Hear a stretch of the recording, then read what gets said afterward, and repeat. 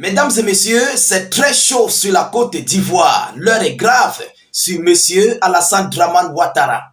Alors, il vient d'être rejeté et abandonné à son propre sort face à ses propres alliés. Chers dames, chers messieurs, le chef d'État ivoirien, très dépassé et désemparé, voyant la situation actuelle dont il est en train de vivre, on peut le dire, ces derniers mois, au sein de son fauteuil présidentiel. Alors, depuis plusieurs semaines maintenant, je vais dire plusieurs semaines ou plusieurs mois, il est en train de faire de grosses demandes à ses alliés, mais qui sont en fait voués à l'échec, cuisant et colossal. Alors, il a commencé du côté de la France. Le chef d'État ivoirien a demandé des armes. Il a demandé des armes à ses alliés français, à ses alliés de l'Occident. Une demande qui a été d'ailleurs rejetée. Mais, croyant réussir du côté du Proche et du Moyen-Orient, il se tourne du côté d'Israël. Il part faire la même demande, mais la réponse, je dis la réponse que Israël a envoyée à M. Ouattara, vous-même vous serez surpris. Alors, il faut d'abord le savoir, M.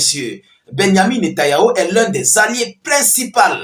Vous comprenez? C'est l'un des alliés phares de la Côte d'Ivoire. Mais Ouattara est surpris que c'est en ce moment dont il a besoin de ses alliés qu'il est lâché.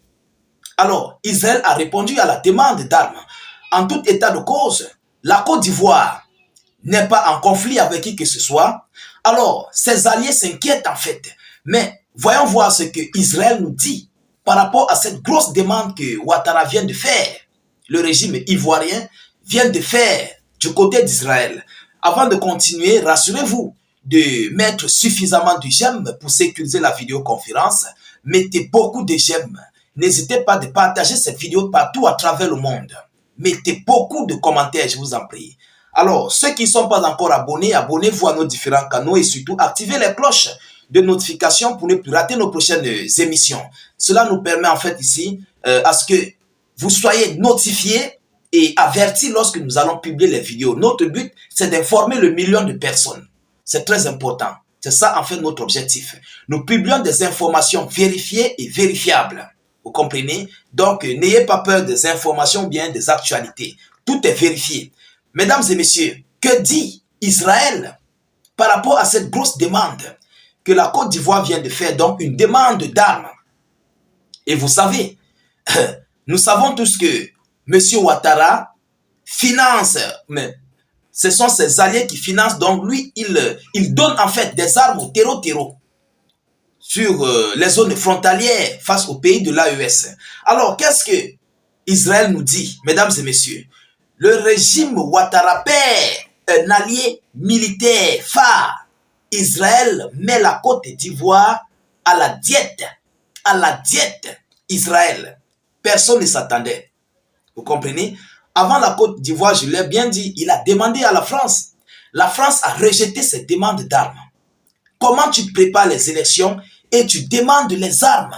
C'est pour faire quoi? Tu veux combattre le peuple? Ou bien tu veux envoyer le peuple au repos éternel? Ou qu'est-ce qui se passe? Qu'est-ce qui se prépare? Alors, la pression de l'idée à l'élection présidentielle de 2025 gagne les partenaires stratégiques de la Côte d'Ivoire. Le président Alassane Ouattara vient de perdre un allié important, Israël, dans sa stratégie de sécurisation du territoire selon une information parvenue à Afrique sur 7. Tel Aviv a décidé de réduire les livraisons de matériel militaire à la Côte d'Ivoire à l'approche de l'élection présidentielle de 2025. Donc, M. Ouattara attend, ou bien il attendait les élections arrivées avant de demander des armes. Alors, c'est très inquiétant. C'est très inquiétant parce qu'on se souvient en fait de ce qui s'était passé, je crois, en 2010. Les Ivoiriens l'ont rappelé, moi, en quelle période il y avait la G? Je crois, en 2010, 2002, quelque chose comme ça. On se souvient de ce qui s'était passé. Et c'est la crainte, en fait, des alliés de la Côte d'Ivoire. Ils se disent que Ouattara veut répéter la même chose qui s'était passée en 2010. Si j'ai bonne mémoire de la date, je crois que c'est 2010. Donc, Ils ne veulent pas en fait livrer des armes. Mais nous allons encore aller plus bas en profondeur parce que le régime israélien n'a pas en fait gardé sa langue dans sa poche. Vous comprenez? Alors, Israël gèle sa livraison de matériel militaire à la Côte d'Ivoire, puisque les élections présidentielles riment souvent une crise en Côte d'Ivoire. Les différents partenaires du pays commencent à revoir leur stratégie de positionnement. Israël est un partenaire stratégique du pouvoir du président Alassane Ouattara. Il vient de prendre ses distances dans sa politique en Afrique de l'Ouest et en Côte d'Ivoire plus particulièrement. La raison, l'État hébreu refuse, je dis bien, l'État hébreu refuse que ses moyens militaires soient utilisés dans le pays, rendant une période potentiellement troublée. Vous comprenez ce que Israël dit? Ce n'est pas moi qui le dis, hein. C'est Israël, ça sort tout droit du Proche et du Moyen-Orient. Il dit tout droit. Vous comprenez? En effet, la Côte d'Ivoire se prépare à des élections présidentielles prévues pour octobre 2025. Le scrutin précédent avait été amélié par des troubles, malgré l'absence des grandes figures de la politique ivoirienne. Feu Henri Konan Bédié, Laurent Gbagbo n'étaient pas candidats. Et pourtant, les tensions sérieuses avaient éclaté dans le pays. Le Conseil national de la transition, mis en place pour empêcher le troisième mandat jugé illégal du président Alassane Ouattara, avait engagé des troubles et causé des pertes en vies humaines, selon les médias locaux. Alors, mesdames et messieurs, nous sommes en train de constater que M. Alassane Draman Ouattara vient d'être lâché et abandonné, rejeté à son propre sort. Ah oui, vous savez, lorsque quelqu'un doit chuter, il y a des signaux qui montrent, il y a des signes qui prouvent que celui-ci-là, Yoromai, vous comprenez? Et c'est le cas de M. Ouattara. Tu veux acheter les armes, on t'a refusé les armes du côté de la France, tu te retournes du côté d'Israël, où c'est là-bas que tu vas avoir des armes. Israël est en difficulté. Israël a besoin même des armes. Parce que à l'heure actuelle, ça chauffe face au Yémen, ça chauffe face au Liban. Voilà la Syrie qui va bientôt engager pour elle, parce que normalement la Syrie doit récupérer ses territoires au niveau du mont du Golan.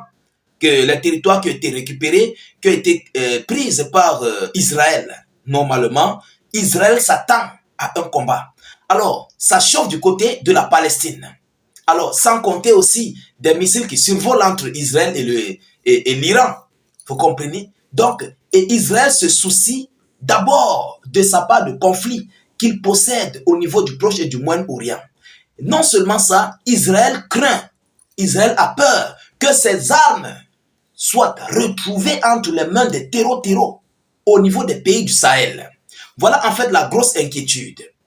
Ah oui, c'est ça même la raison phare, parce qu'on connaît qui est Ouattara et on connaît pourquoi ou bien de quoi il est capable. Vous comprenez? On connaît de quoi il est capable. Parce que les armes françaises ont été retrouvées du côté des pays du Sahel, entre les mains des terreaux. Vous comprenez? Non seulement ça, Ouattara prépare les élections. Il veut faire quoi avec des armes? Le pays n'est pas en guerre. Bon, c'est vrai. Et non seulement ça, tu as les forces françaises sur ton territoire. Vous n'allez pas me dire que ces forces françaises sont quittées. Qui a vu? Hein? Qui a vu? Du côté du Niger, ils sont quittés. Tout le monde a vu. Du côté du Tchad, ils sont en train de quitter. Nous sommes en train de voir. Mais en Côte d'Ivoire, on n'a pas vu. Ah oui, ils sont là. Mais tu veux les armes. C'est pourquoi faire?